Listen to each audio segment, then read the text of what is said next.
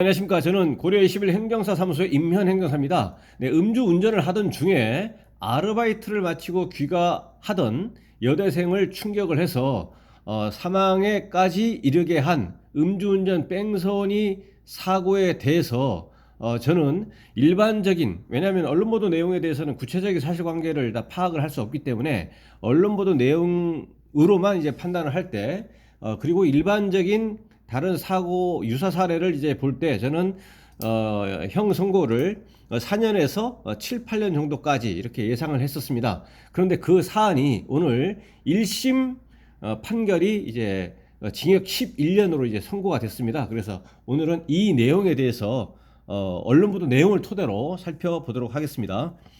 네, 오늘 영상의 내용이 도움이 되었다면 구독, 좋아요 부탁드리겠습니다. 그리고 이 영상의 끝부분에는 관련 영상이 연결되어 있으므로 필요시에는 참고하시기 바랍니다. 먼저 제목을 보시면 20대 여성 숨지게 한 음주 뺑소니 운전자 징역 11년이라고 되어 있습니다.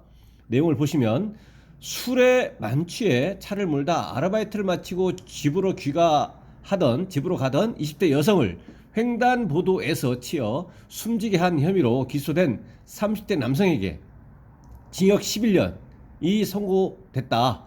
대전지법 형사 7단독 김경 판사는 특정범죄 가중처벌 등에 관한 법률 특가법상의 도주치사, 이게 이제 뺑소니입니다. 통상 얘기하는 뺑소니로 인해서 이제 사망에까지 이른 겁니다. 도주치상은 이제 상해에 이른 것인데 사망에까지 이른 이제 도주치사, 그리고 이른바 윤창호법 위반. 여기서 윤창호법은 이제 위험운전 치사입니다.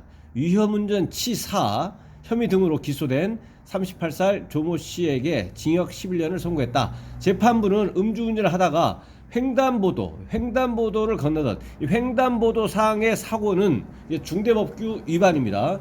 횡단보도를 건너던 피해자를 사망에 이르게 하는 등 죄책이 무겁다며 구호 조치 없이 도주, 이게 일반적으로 얘기할 때 이제 뺑소니라고 얘기하는 겁니다. 구호 조치 없이 도주, 뺑소니한 점도 고려했다고 양형 이유를 설명했다.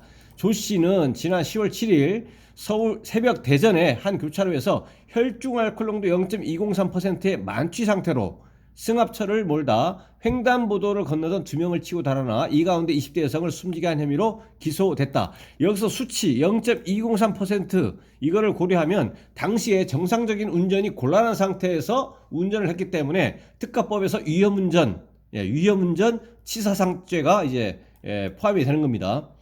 숨진 여성은 졸업을 앞둔 대학생으로 가족과 떨어져 대전에서 혼자 살며 치킨 가게에서 일을 마친 뒤 새벽에 귀가하다 사고를 당했다. 조 씨의 차는 사고 지점에서 4km 가량을 더 나아간 뒤 인도로 돌진해 화단을 들이받고 멈췄으며 이후 조 씨는 블랙박스를 빼내 차량을 빠져나온 것으로 조사됐다. 앞서 검찰은 피고인이 신호 위반까지 했습니다. 신호 위반도 이제 중대법규 위반입니다. 신호를 위반해 사고를 했고 사고 장소가 횡단보도상 사고입니다. 횡단보도상 사고 중대법규이고, 그 다음에 사고를 야기했음에도 불구하고 구호 조치하지 않냐고 현장을 이탈한 뺑소니를 한 겁니다. 그래서 특가법상의 도주치사, 특가법상의 음주운전치사 혐의로 이제 무기징역을 이제 구형을 했고 1심 법원 판사는 오늘 징역 11년을 이제 선고를 했습니다. 그래서 이 사안에 대해서 이 형사 피고인이 이제 항소할 수가 있고 또 대법원까지 이제 상고까지 이렇게 갈 수가 있겠는데, 아마 제 판단은 뭐 일반적으로 볼 때 이 형사 피고인의 입장에서는 일반적인 사건과 비교하면 좀 가중됐다라고 판단할 수도 있겠습니다. 이 형사 피고인이 뭐 선임한 변호인이 있다면 아마도 적어도 그렇게 할 거라고 저는 판단이 들고 아마 항소하지 않을까, 저는 그렇게 판단이 됩니다. 제 사견은 그렇습니다. 그래서 통상적으로 이제 항소하게 되면 꼭 반드시 그런 것은 아니지만 더 가중될 수도 있고 이렇게 되겠지만, 이제 보통 또 감경되는 경우도 많다 보니까 이 형사 피고인 입장에서는 뭐 그렇게 항소할 걸로 예상이 되고, 그다음에 음주운전 여기서 인적 피해이기 때문에 음주운전 이제 특가법까지 됐기 때문에 여기서는 이제 사망까지도 됐고 해서 이제 면허는 이제 5년 동안 취소가 됩니다. 5년 동안은 무면허가 되고 5년이 지난 뒤에 이제 그 면허를 취득할 수가 있고요. 어쨌든 피해자가 있는 가해자 입장에서는 일반적인 사건도 마찬가지고 여기서 가해 차량 운전자, 여기서 형사 피고인은 기소된 이제 조모 씨.